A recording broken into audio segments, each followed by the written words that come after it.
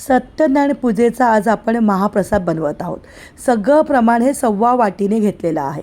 तूप घट्ट असल्यामुळे 1 वाटी घेतलेला आहे। 1 वाटीतलं अर्ध तूप पॅनमध्ये घातले, 1.25 वाटी रवा घातलेला आहे आणि रवा छानपैकी आपल्याला खरपूस इथे भाजून घ्यायचा आहे। जेव्हा आपण रवा भाजून घेणार त्यावेळेला थोडं थोडं तूप टाकत भाजा, त्यामुळे रवा हा खमंग परतून होतो। आता त्यामध्ये 1.25 प्रमाणामध्ये आपल्याला केळं घ्यायचं आहे। वेलची केळं घातलं तर शिऱ्याची चव ही खूप छान येते। रवा भाजून झाल्यानंतरच त्यामध्ये केळं घालायचं आहे।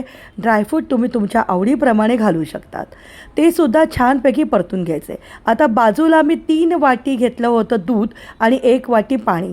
1.25 वाटीसाठी 3 वाटी दूध आणि 1 वाटी पाणी छान कडकडीत गरम करून यामध्ये टाकायचं आहे।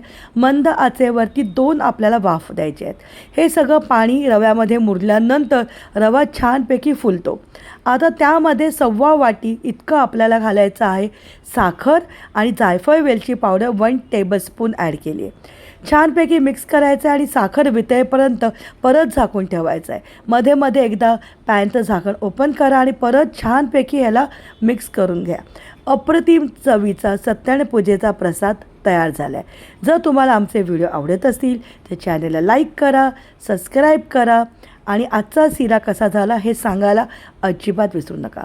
शेवटी उरलेलं जे तूप होतं ते सुद्धा वरतून मी टाकून दिले आणि एक तुळशी पान ठेवलेलं आहे। तयार झाला आहे महाप्रसाद सत्यनारायणच्या पूजेचा।